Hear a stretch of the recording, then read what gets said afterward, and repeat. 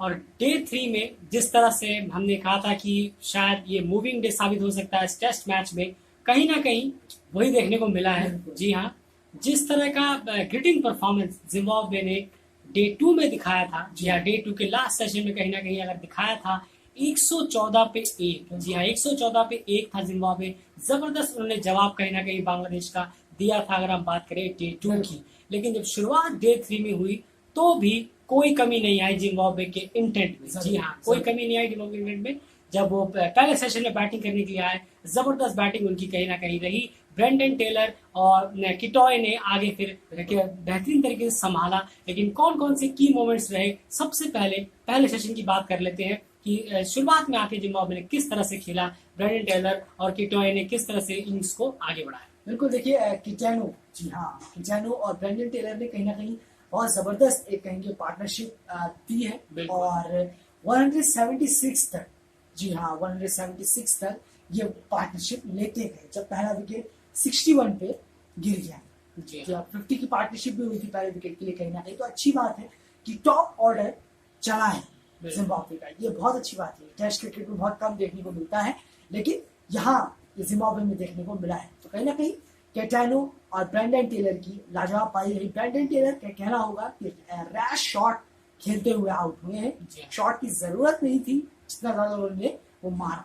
तो कहीं ना कहीं अपना विकेट उन्होंने गवा दिया है, जिस विकेट को देखते हो वो वहां रुक सकते थे और लंबी पारी खेल सकते थे। जी हाँ, तो ये तो बात होगी कि किस तरह से उन दोनों ने आगे इनिंग्स को बिल्डअप किया। लेकिन जी हाँ, जैसे हमने कहा कि टॉप ऑर्डर जिम्बाब्वे का जबरदस्त रहा, तो वही कहीं ना कहीं मिडिल ऑर्डर ने बहुत ज्यादा निराश कहीं ना कहीं किया है।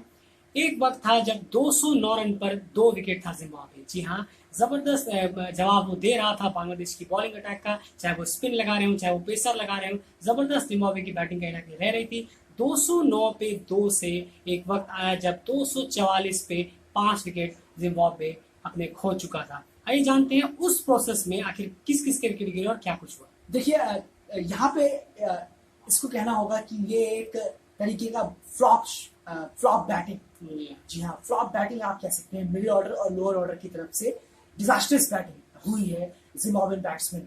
टॉप ऑर्डर ने आपको शुरुआत दिलाई, 225 पे तीसरा विकेट गिरता है आपका, उसके बाद आप 50 रन मारते हैं और 7 विकेट गिर जाते हैं। जी हाँ, यही कहीं ना कहीं चिंता का विषय है। बिल्कुल है, और फ्लैट और बिल्कुल सादा विकेट है। टर्न नहीं हो रही है बॉल इतनी कि आप सोच रहे होंगे मीरपुर या ढाका में मैच चल रहा है, ऐसा भी नहीं। बहुत ही कहेंगे पुअर शॉट सिलेक्शन।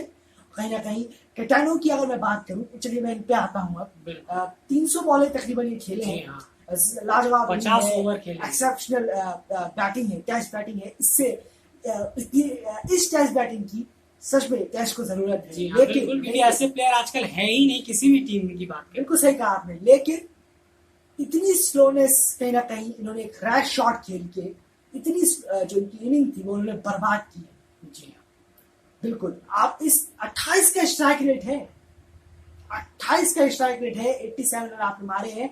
आप बिल्कुल कहेंगे साथ नहीं मिला, लेकिन अगर इस रन पे अगर आप थोड़े से रन और मार लेते तो कहीं ना कहीं लीड थोड़ी कम। जी, और जहां तक मेरा मानना है कि जिस तरह के शॉर्ट सिलेक्शन की आप बात कर रहे हैं वो वही मैं कहना चाहूंगा। दूसरी तरफ से जब लगातार विकेट पे विकेट गिरते रहते हैं तब उस वाले प्लेयर पे जो जमा हुआ प्लेयर है उस पर प्रेशर बनता है कि अब मुझे रन के लिए जाना पड़ेगा, मैं अपना नेचुरल गेम नहीं खेल सकता। अब वो जैसे ही अपने नेचुरल गेम से हटे और उनको अपना विकेट गवा देना पड़ा, तो कहीं ना कहीं ये उसका इम्पैक्ट भी हो सकता है जब सामने मिडिल ऑर्डर लगातार उनके सामने ढहता चला गया। ब्रेंडन टेलर के आउट होने के बाद कोई टिकना ही नहीं चाह रहा था पिच पे सिवाय उनके, इसीलिए एट द एंड उनको भी अपना विकेट कहीं ना कहीं इस रन मारने के चक्कर में कहीं ना कहीं गंवाना पड़ गया। इनिंग्स जबरदस्त थी, टेस्ट इनिंग थी, बेहतरीन इनिंग थी, काफी उन्होंने बॉल्स खेली है, 50 ओवर करीब उन्होंने बैटिंग करी है, जो मुझे नहीं लगता कि ओपनर सबसे बड़ा तो ऐसा ओपनर कोई भी ऐसा है पिछले 5-6 सालों में किसी भी टीम से हो जिन्होंने इतनी लंबी बैटिंग की और इतने ज्यादा एक इंटेंशन दिखाया, वो भी एक डेब्यूटेंट होके जिम्बाब्वे टीम के लिए, जो कहीं ना कहीं काफी ज्यादा सेटबैक, जिस टीम को ऑलरेडी इतना कुछ देख चुकी है टीम, वहां से आना और फिर इस तरह की टेस्ट इनिंग खेलना, कम से कम T20 की इनिंग तो नहीं है, टेस्ट इनिंग है, काफी लाजवाब रही है। लेकिन एंड वक्त पर आउट होना कहीं ना कहीं पूरी तरह से चिंता का विषय है और पूरी की पूरी टीम को ये ले डूबा।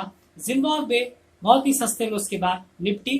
जी हाँ। क्योंकि मैं ये क्यों कह रहा हूँ कि मैं इसलिए ये यहाँ पे आपको बताता चलूँ, 92 बॉलों में 81 रन मारे ब्रैंडन टेलर ने। जी हाँ। 88 का स्ट्राइक रेट है, यानी कि खेलते हैं वो तेजी खेलते हैं ऑब्वियसली, पर जिम्बाब्वे का जो माइंडसेट था वो मैं क्लियर पढ़ पा रहा हूँ या देख रहा था कि उनको रन्स चाहिए। आपको जीतना है मैच, आप पहले ही हार मान के अगर चलेंगे, अरे हम तो हार गए, ड्रॉ के लिए जाना है, तो ये वो दिखाता है, ये वो चीज दिखाता है कि ये ड्रॉनेस की तरफ आप जा रहे हैं, विनिंग की तरफ नहीं जा रहे हैं, जो कि ब्रैंडन टेलर की इनिंग से साफ दिखता है कि वो विनिंग की तरफ जा रहे हैं, ड्रॉनेस की तरफ नहीं। जी हाँ। तो कहीं ना कहीं जिम्बाब्वे के इंटेंट में ये क्लियर नजर आया कि वो शायद डिफेंसिव मोड पे ज्यादा चले गए बजाय अटैक के, यानी अटैक मतलब रन्स के। जी हाँ। तो इसलिए जिम्बाब्वे की टीम बिल्कुल बुरी तरह से ढह गई, कहीं ना कहीं मिडिल ऑर्डर ने अपना रोल नहीं समझा और जिम्बाब्वे की टीम ढह गई। बांग्लादेश की तरफ से हाईएस्ट विकेट टेकर्स कौन रहे, और बांग्लादेश ने जब सेकंड इनिंग में अपनी इनिंग स्टार्ट की तो देखते हैं कि उनका स्कोर क्या रहा और कौन है अब इस वक्त क्रीज पे डे 3 के एंडिंग। देखिए बांग्लादेश की तरफ से कहेंगे कि कहीं ना कहीं उनको विकेट मिले हैं, कंसिस्टेंसी दिखाई है, बिल्कुल दिखाई है, एक टप्पे पे बॉल रखी है, डाली है साकिब अल हसन। जी हाँ, 4 विकेट साकिब अल हसन ने निकाले हैं और 5 विकेट मेहदी हसन मिराज, 8वां उनका 8th फाइफर है और जबरदस्त बॉलिंग उनकी हो रही है, अच्छी बॉलिंग करा रहे हैं वो हाल फिलहाल सालों में।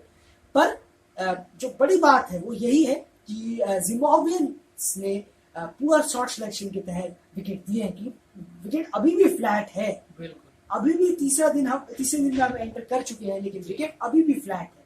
तो ये कहीं ना कहीं बहुत ही ज्यादा एक कहेंगे कि बांग्लादेश के लिए बहुत बड़ी एक अच्छी गुड न्यूज है कि विकेट अअभी भी फ्लैट है। आप कहेंगे, मैं आपसे जानना चाहूंगा कितने का अभी आप जो सोच रहे हैं कि टारगेट रखेगा बांग्लादेश, जिसको देखते हुए 237 रन, जी हाँ, अभी लीड ले चुकी है, कितने का लगता है आपको, क्या सोच रही है बांग्लादेश इस टाइम, कितने का टारगेट? और जैसे कि पहले मैं बता दूं कि जैसे कि आपने कहा कि पिच अभी भी फ्लैट है, वो क्लियर दिख रहा है क्योंकि बांग्लादेश सेकंड इनिंग में 45 पे 0 पहुंच चुकी है, तो वो भी एक फ्लाइंग स्टार्ट की तरफ है। और कहीं ना कहीं मुझे लगता है कि करीब शायद 350 के आसपास बांग्लादेश जिम्बाब्वे को दे देगा, और बहुत हाई चांसेस है अब तो कि बांग्लादेश इस मैच को ग्रैब कर सकता है, फिर जीत सकता है। और जिम्बाब्वे को यहाँ प्योर तरीके से वही इंटेंट दिखाना होगा जो उन्होंने पहली इनिंग में दिखाया है।